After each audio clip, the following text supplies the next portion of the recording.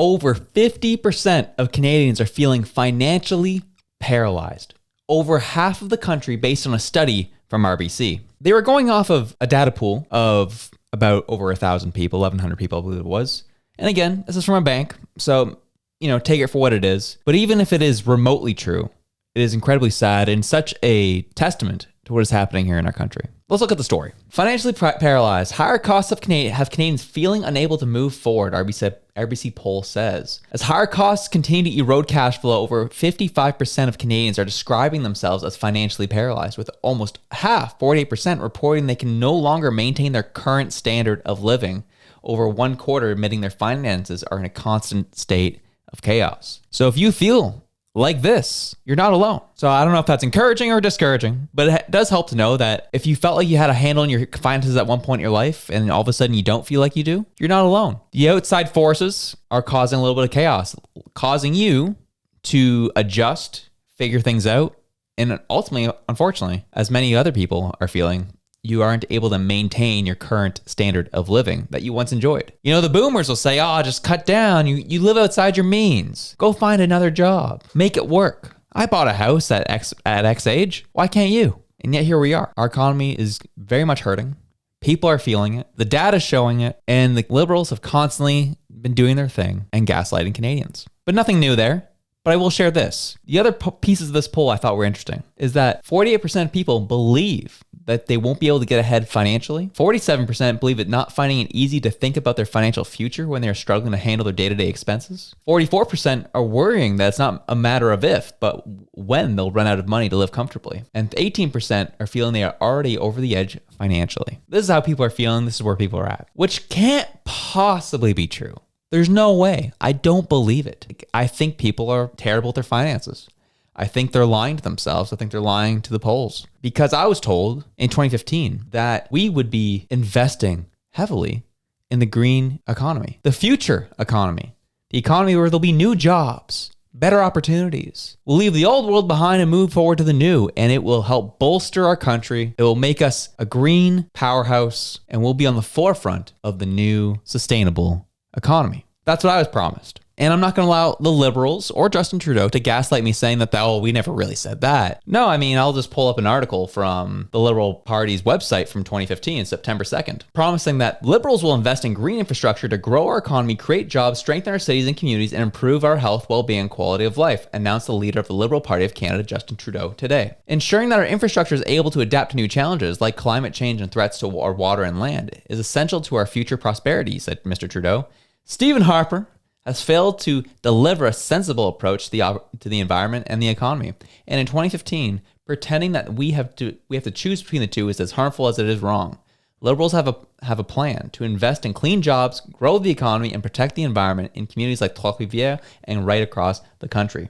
Seems like they've been making the same promise the past 9.5 years. Nothing's really changed. And I'm not really seeing any result for what they've promised. There's some changes here and there, but overall it's been a net negative. I was promised the world, apparently, but that's not what we got. Trudeau even made sure to announce it with his own words on the campaign trail in the summer of 2015. It's time Canada put a price on carbon pollution. We'll work with the provinces in the first 90 days of taking office to establish a framework for reducing Canada's collective carbon footprint. Make no mistake, the Liberal Party will be putting a price on carbon. We'll invest in clean technologies. We'll look to the future and develop a Canadian energy strategy that delivers security and energy conservation while investing millions in clean tech. To create more clean jobs and investment overall, we'll enhance tax measures that help all companies innovate, grow, and create jobs. We'll attend the Paris UN Climate Change Conference with the premiers. And to clean up the mess in our own backyard, we'll put some teeth back into the environmental review process, the one gutted by Stephen Harper. It's crazy to think that was almost, coming up on 10 years ago. That was 9.5 years ago he delivered that address. It's crazy to see those promises of this crazy, awesome world not materialize in the least bit. It's turned into carbon pricing and how that has really become the highlight of all their policies that has made Canadians poorer. And I look at that Liberal Party blog where Trudeau promised these things, that this is going to be the future and this is going to be a bolstered new economy that's bigger and badder and will make us more money. And if we were supposed to be on the forefront of green energy, if we were supposed to be on the forefront of sustainability, then I'm shocked by this news this past week. Tesla raising price of vehicles in Canada by up to $9,000 starting February 1st. If we were supposed to be on the forefront of this technology, why are Teslas going up by $9,000? That's like the best EV out there. Why is it getting raised on Canadians specifically? If we're on the forefront, if we're the powerhouse of green technology, it's been 9 years, close to 10. What happened? This is what happened. Canada's $52 billion EV gamble didn't pay off, observers say. With tides turning south of the border and electric vehicle sales not meeting expectations, Canada's big bet on EV manufacturing may have been all for naught. Since 2020, the federal government entered into deals with 13 manufacturers that, according to a June report by the Parliamentary Budgetary Officer, now represent $52.5 billion in various government investments and subsidies across the EV supply chain. That includes billions invested or pledged to support battery manufacturing across Canada, including plants in Maple Ridge, BC, southeastern Quebec, and 2 Ontario plants in St. Thomas and Windsor, which in 2023, the PBO said it would take 20 years for the federal and provincial governments to break even on subsidies promised to car makers, far more than the 5 initially promised. Not all that has been spent. Some of it's commitments for the future, so obviously if those commitments can be rescinded, then we don't lose the money on it that has been spent to this point, said University of Guelph economics prof Ross McKittrick, explaining that any money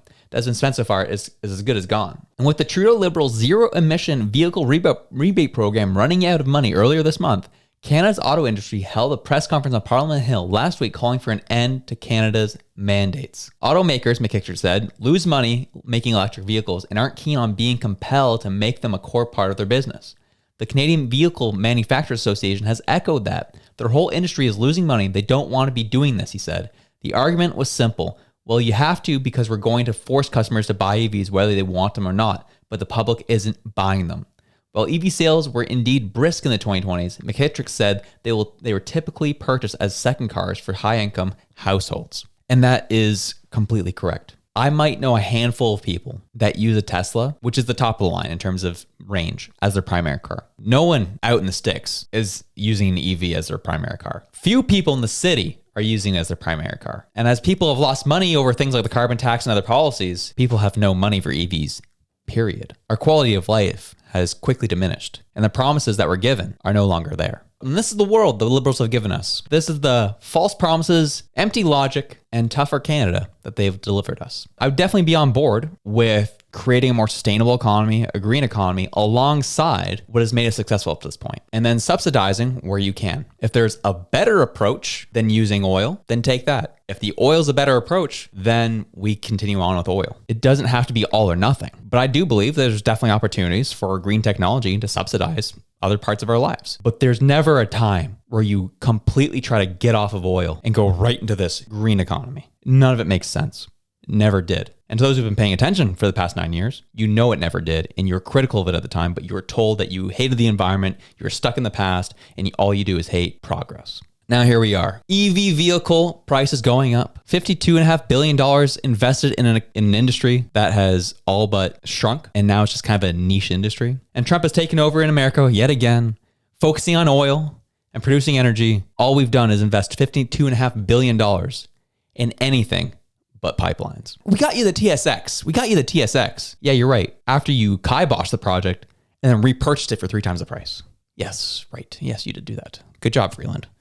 Good job, Trudeau. You guys are killing it out there. But this is the issue. We read what the Liberals said in 2015. We heard what Trudeau said in 2015. We went back down that memory lane with that. And this is the issue because Carney is pushing the exact same crap. This is him skating around, telling us what he's promising to bring Canada. You know, when you look at something like carbon pricing, where it goes to the heart of, it's first and foremost, it's making this economy more competitive, more sustainable jobs. It's helping us do our bit on climate change. It's also making sure that Canadians come out ahead right now and then in the future. And what you're going to see from my campaign, my group, working with people like Stephen and many others across this country, across the party, is a solution that works for everyone, addresses all those aspects. That's cost of living, that's jobs, that's competitiveness, and that's building the strongest economy in the G7. So we can all enjoy afternoons like this when we get a few minutes out. Identical promises.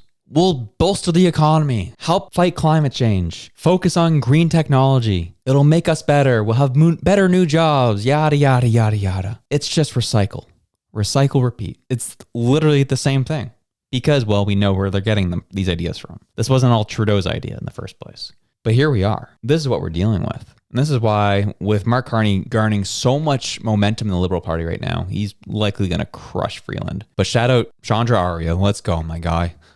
Let's put up a good fight. But we're likely, I'd see Carney's going to be leading this Liberal Party. I like doing shows like this because I like reminding people where we've come from, what the promises were, and how the promises are identical to the ones like Mark Carney are bringing in. Because it's coming from the same agenda, from the same group of people, from the same group of insiders. Kind of like what happened 2 days ago when Carney's walking through the streets and gets questioned by a reporter about, you claim to be an outsider, yet here you are surrounded by all these insiders. You say you're the outsider, but it looks like the party establishment is lining up behind you. The issue of deputies, elected members, ministers, others, liberals across the country who are making a choice and are making a choice about the importance of the economy, the importance of coming together, building together. That's a free choice. This is the Liberal Party. We believe in freedom and we believe in good judgment, and thus far, Liberals are showing. Liberals believe in freedom, and they're showing they're making the right decision. Give some crazy fluff political answer. You're literally surrounded by all the Liberal establishment right now. Stephen Guilbeault right there in that shot. He even praises Stephen Guilbeault in that last video. I thought his promise was we're going to come down to the center economically. So how can you follow these same crazy policies and still be center economically? Tell me. Love to hear it. Or the left love telling people, well, Poilievre has no plans, just slogans. Can't wait to hear Carney's plans. Keeps throwing out grandiose ideas that have proven to not work, have proven to screw our economy, have proven to screw all of us, where over half of Canadians now feel like they're in financial peril. So tell me, how are you going to do it? What are your actual plans? How are you going to make this happen? Probably one of the more offensive things he said is that he's an outsider. Let's talk about the outsider, shall we? If you're an outsider, then you should be getting absolutely crushed in the media right now. If you're an outsider, the press on you should be about 75% negative and 25% positive because the establishment is against you. We saw it with Bernie Sanders, 2015. People have feelings about him, but the reality is he was a leftist populist back in 2015. That's a reality. The Democrats made sure that he didn't gain power because he was going to shake things up. He called out the Bilderberg Group, called out the Koch brothers. He called out a lot of these organizations. But then they got to him and they got him to play ball. And he's been quiet ever since. Then they had the other side, Donald Trump, who wouldn't take no for an answer. And we've seen over the past 8 years, 9 years, what he's been through. He's so much an outsider. He's a billionaire, though. He's like Mark Carney. He's a billionaire. Yet the media attacked him relentlessly. Politicians were throwing all kinds of BS trying to make it stick. Impeached him twice over BS crap. He was a Russian agent. They tried to kill him. They've tried everything to keep him out of power. That's what an outsider is. An outsider like Tulsi Gabbard, who was put on a terrorist watch list by the Joe Biden administration to slow her down and get her to shut up. That's what happens to outsiders. None of that has happened to Mark Carney. So if nothing of real importance, nothing of real consequence has happened to him, what makes him an outsider? From what I've seen in the groups he's working with, he's the biggest insider. And this is the crap story they keep going along with. So we come back to the point of this video. Over 50% of Canadians in financial peril are feeling hopeless. I want you to remember where you were 9 years ago, how you were doing, and what it would feel like to be back there again. And as this year heats up with elections, the Liberal leadership race, and then our general election, remember where we've come from, how things have hit us hard, and who was in charge, and what policies they were advocating for. Have yourselves a good one, but before you leave, to leave you on a higher note, here's an outsider, Donald Trump, roasting California's Democrats, reminding them of their incompetence and things they let go, leading to these fires in California. Burning in my district on the Mexican border. There will be more fires until we include in any disaster relief items which will prevent it or at least mitigate it from happening again. So you're going to see us proposing both of those. Like water. Little things like water. You know, the party of common sense. See, we're the party of common sense. You're not, in all fairness. Yes, sir. We like water to put out fires. It's really quite efficient. We like water. We like to fill up our fire hydrants with water. We like to fill up our reservoirs with water in the case of a fire because it's very effective in putting out fires. Imagine that. Water. It's great. It's a great tool.